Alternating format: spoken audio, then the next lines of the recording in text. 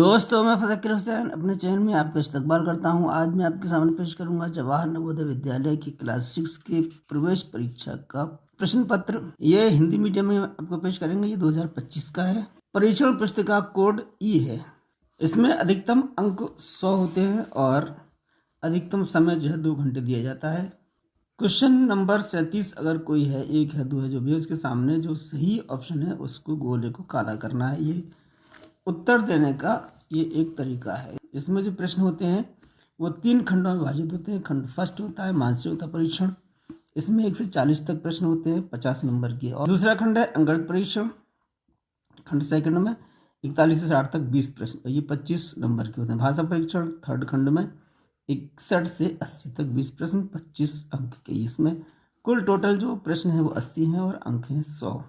खंड फर्स्ट और खंड सेकंड यानी मानसिक योग्यता परीक्षण और अंकगणित परीक्षण के सॉल्यूशन हम इससे पहले अपलोड कर चुके हैं, जिसका लिंक डिस्क्रिप्शन में दिया गया है। अब आज जो पेश कर रहे हैं वो खंड थर्ड यानी भाषा परीक्षण के बाद। भाषा परीक्षण को 4 अनुच्छेदों में डिवाइड किया गया है, यानी हर अनुच्छेद से 5 प्रश्न होंगे। तो इस तरीके से 20 प्रश्न आपके इस यानी भाषा परीक्षण में दिए जा रहे हैं। अनुच्छेद फर्स्ट है, इसको हम पढ़ेंगे ध्यान से और इस पर आधारित 5 प्रश्नों के उत्तर देंगे। रोबोट एक विशेष यंत्र होता है। यह कंप्यूटर से प्राप्त निर्देशों के अनुसार चलता है और काम करता है। एक यंत्र होने के कारण यह न गलतियां करता है न थकता है। यह कभी शिकायत नहीं करता। रोबोट हमारे चारों ओर है। कुछ रोबोट चीज़ें बनाने में प्रयुक्त होते हैं। उदाहरण स्वरूप रोबोट कार्य बनाने में सहायता कर सकते हैं। कुछ रोबोट खतरनाक स्थानों के अन्वेषण में प्रयुक्त होते हैं, जैसे ज्वालामुखी। कुछ रोबोट घरों की साफ सफाई में सहायता कर सकते हैं। कुछ रोबोट शब्दों को भी पहचान सकते हैं। वे टेलीफोन कॉल का उत्तर देने में सहायता कर सकते हैं। कुछ रोबोट मानव जैसे दिखाई देते हैं। अधिकांश रोबोट मशीनों जैसे ही दिखाई देते हैं। पहला प्रश्न है, इस अनुच्छेद पर आधारित थका का समानार्थी शब्द है। थका का समानार्थी शब्द क्या होगा? निढाल। तो ये भी इसका ऑप्शन सही है। रोबोट गलतियां नहीं करते क्योंकि वे, यहां हमारा दिया गया है अनुच्छेद में, यह एक यंत्र होने के कारण यह न गलतियां करता है न थकता है। तो हम इससे उत्तर दे सकते हैं क्योंकि वे एक यंत्र हैं इसलिए गलतियां नहीं करते हैं। रोबोट एक विकल्प इसका सही है। अनुच्छेद के अनुसार निम्नलिखित में से किस कार्य के लिए रोबोट का प्रयोग नहीं होता है? घर की साफ सफाई करना ये होता है। टेलीफोन कॉल का उत्तर देना ये भी होता है। कार्य बनाना ये भी होता है। बच्चों को पढ़ाना ये हमारे अनुच्छेद में नहीं दिया गया है। हालांकि बच्चों को पढ़ाने का काम भी रोबोट कर रहे हैं, लेकिन अनुच्छेद के अनुसार पूछा गया है। तो अनुच्छेद के अनुसार बच्चों को पढ़ाना ये रोबोट अभी काम नहीं कर रहे हैं। तो डी विकल्प इसका सही है। निम्नलिखित शब्दों में से कौन सा शब्द खतरनाक का विपरीतार्थी है, यानी विलोम, अपोजिट वर्ड, यानी खतरनाक का जो अपोजिट होगा वो सुरक्षित होगा। तो बी विकल्प इसका सही है। रोबोट के बारे में निम्नलिखित में से कौन सा कथन सही नहीं है? पहला कथन देखें, अधिकांश रोबोट यंत्र जैसे दिखाई देते हैं। ये बात सही है। रोबोट गलतियां नहीं करते हैं, ये भी अनुच्छेद में दिया गया है। रोबोट बहुत उपयोगी हैं, ये भी दिया गया है। अधिकांश रोबोट मानव जैसे दिखाई देते हैं, ये हमारे जो अनुच्छेद है उसमें नहीं दिया गया है। हमारे जो अनुच्छेद है इसमें ये दिया गया, कुछ रोबोट मानव जैसे दिखाई देते हैं, अधिकांश नहीं। तो इस रोबोट के बारे में जो हमारा अनुच्छेद है उसके मुताबिक ये कथन डी में जो है वो सही नहीं है। डी विकल्प इसका सही है। दूसरे अनुच्छेद में देखें तो सुनहरा बाज अधिकतर अपने घने भूरे परों और सुनहरे पंखों के कारण सरलता से पहचाना जा सकता है। युवा पक्षियों में मादा नर के समान ही होती है, किंतु प्राय बड़ी होती है। यह शानदार प्राणी उत्तरी गोलार्ध में खुले क्षेत्रों में अपना घर बनाता है। वे पेड़ों पर या खड़ी चट्टानों की दीवारों पर अपना बड़ा घोंसला बनाते हैं, जिससे उन्हें घात लगाने के लिए अधिक स्थान मिल जाता है। सुनहरा बाज तैरने में दक्ष होता है। अपने पंखों के विस्तृत फैलाव और गर्म हवा की ऊपर उठती मात्रा की सहायता से इसे बड़ी देर तक गिरता हुआ देखना बड़ा सुंदर दृश्य होता है। ऊपर उठती हवा इसके लिए महत्वपूर्ण होती है क्योंकि वह सुनहरे बाज को विशाल ऊंचाइयों तक बिना पंख फड़काए उठा सकती है। ये था हमारा अनुच्छेद 2। इस अनुच्छेद पर आधारित जो प्रश्न है पहला वो ये है, सुनहरा बाज अधिकतर में पाया जाता है। ये कहाँ पाया जाता है? उत्तरी गोलार्ध में पाया जाता है। डी विकल्प इसका सही है। मादा सुनहरे बाज को घने भूरे परों द्वारा पहचाना जा सकता है, इसलिए सी विकल्प इसका सही है। घोंसला बनाने के लिए इस पक्षी को कैसा स्थान चाहिए? इसके लिए खुला क्षेत्र, तो ए विकल्प इसका सही है। शानदार के समान अर्थ वाला शब्द कौन सा है? शानदार का जो समानार्थी शब्द है वो है स्वर्णिम, तो ए विकल्प इसका भी सही है। निम्नलिखित शब्दों में से कौन सा शब्द विशाल का विलोम नहीं है? तो विशाल का विलोम छोटा भी है, नन्हा भी है, भारी भी है। विस्तृत जो है इसका समानार्थी है, विशाल यानी विस्तृत, तो बी विकल्प इसका सही है। यह है तीसरा अनुच्छेद, पुस्तकें मानव कृत्यों के सर्वाधिक समय तक रहने वाले उत्पाद हैं। मंदिर खंडहरों के रूप में ढह जाते हैं। चित्र और मूर्तियां क्षय हो जाती हैं, किंतु पुस्तकें जीवित रहती हैं। पुस्तकें महान विचारों को नष्ट नहीं होने देती, जो आज भी उतने ही ताज़ा हैं जितने तब थे जब लेखक के मन में थे।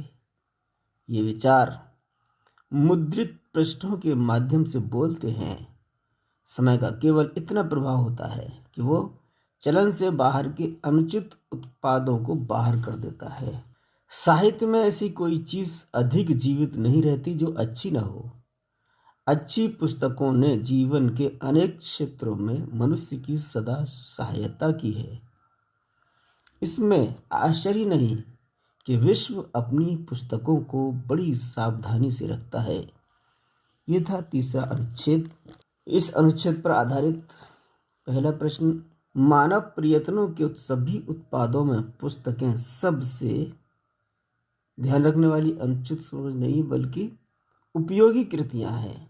तो इसका जो खाली जगह आएगी उसमें डी में जो शब्द दिया है वो आएगी, तो डी विकल्प भी इसका सही है। अच्छी पुस्तकें समय के परीक्षण में बची रह सकी हैं क्योंकि उनमें महान विचार हैं, इसलिए उनको संभाल के रखा जाता है। बी विकल्प इसका सही है। निम्नलिखित में से कौन सा शब्द अनुचित का समानार्थी है? तो अनुचित का समानार्थी अनुपयुक्त है, तो डी विकल्प इसका सही है। विश्व अपनी पुस्तकों को सावधानी से संभालता है क्योंकि वे समय से परिवर्तित नहीं होती, मानवीय जरूरत नहीं, विभिन्न क्षेत्रों में हमारी सहायता करती हैं।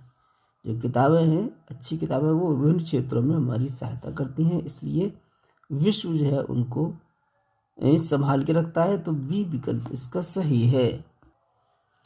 अनुच्छेद में ढहना शब्द का प्रयोग किसके अर्थ में हुआ है? बिखर जाने के अर्थ में हुआ है कि वो बिखर जाती हैं, ढह जाती हैं, इसलिए ए विकल्प इसका सही है।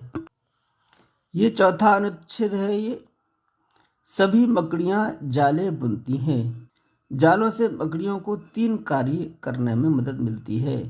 वे मकड़ियों के अंडे उठाए रखने में, खतरे से छिपने में और भोजन पकड़ने में सहायक होते हैं।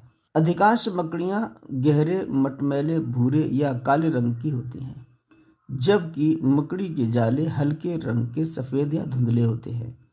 जब मकड़ियाँ अपने जाले में छिपती हैं तो उन्हें देख पाना कठिन होता है। जाले मकड़ियों को भोजन पकड़ने में भी सहायक होते हैं। मकड़ी के जाले चिपचिपे होते हैं। कोई कीड़ा जाले में आया तो चिपक जाता है। वो निकलना चाहता है पर नहीं निकल सकता, वह फंस जाता है। जाले का हिलना अनुभव करके मकड़ियाँ समझ जाती हैं कि कीड़ा फंस चुका है। इसलिए जाले के बिना मकड़ियाँ वैसे नहीं रह पाती जैसे रहती हैं। सचमुच जाले मकड़ियों के अस्तित्व के लिए ज़रूरी हैं। तो ये था चौथा अनुच्छेद, इस पर आधारित 76वां प्रश्न। यह अनुच्छेद किसके बारे में है? तो पूरा अनुच्छेद ही मकड़ी के जाले के महत्व को बता रहा है कि मकड़ी का जाला किस प्रकार मकड़ियों के लिए उपयोगी है। तो इस प्रश्न का जो उत्तर होगा वो ए विकल्प में मौजूद है, मकड़ी के जाले का महत्व। तो ए विकल्प ही इसका सही है।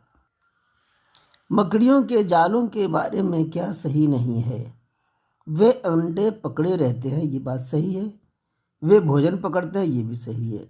वे जल ढूंढते हैं, ये गलत है। वे शत्रुओं से रक्षा करते हैं, ये भी सही है। तो सी विकल्प में जो है वो वे जल ढूंढते हैं, तो ये जालों का काम नहीं होता है। तो सी विकल्प इसका सही है।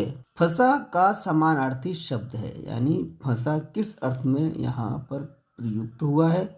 तो ये हुआ है छिपा, भागा, खाया, ये तो तीनों गलत हैं। चिपका, ये फंसा जो है वो चिपकने के बारे में प्रयुक्त हुआ है, यानी इसका फंसे का समानार्थी शब्द चिपका है। तो ए विकल्प इसका सही है। मकड़ियाँ कैसे जान लेती हैं कि उनके जाल में कुछ फंस गया है? तो जब कोई कीड़ा फंस जाता है तो वो चिपक जाता है, और चिपकने के बाद वो निकलना चाहता है, जिसकी वजह से क्या होता है कि वो हिलने लगता है। तो हिलने का अनुभव करके वो समझ जाती हैं कि उसके जाल में कुछ फंस गया है, तो वे अनुभव करती हैं। तो सी विकल्प इसका सही है। अनुच्छेद के अंतिम वाक्य में प्रयुक्त अस्तित्व शब्द का भाव है। अंतिम जो पंक्ति है अनुच्छेद में, उसमें अस्तित्व का प्रयोग हुआ है। तो अस्तित्व का मतलब क्या हुआ? यहाँ से सुरक्षा, छिपा, पकड़ा गया, ये तो नहीं है। ए विकल्प में जो दिया जीवित रहना, यानी मकड़ियों के जीवित रहने के लिए जाला बहुत ज़रूरी है। तो उसमें अस्तित्व प्रयुक्त हुआ है कि मकड़ियों के अस्तित्व के लिए जाला बेहद महत्वपूर्ण है, ज़रूरी है। तो इसलिए ए विकल्प इसका सही है। तो ये था हमारा 2025 का जवाहर नवोदय विद्यालय के प्रवेश परीक्षा तीसरा 6 का प्रश्न पत्र, जिसका हल हमने पेश किया है। ऐसे ही प्रश्नों के लिए, ऐसे ही प्रश्न पत्रों को हल के लिए हमारे चैनल को सब्सक्राइब करें। सारे जहाँ से अच्छा हिंदुस्तान हमारा, हम बुलबुलें हैं इसकी गुलसिता हमारा।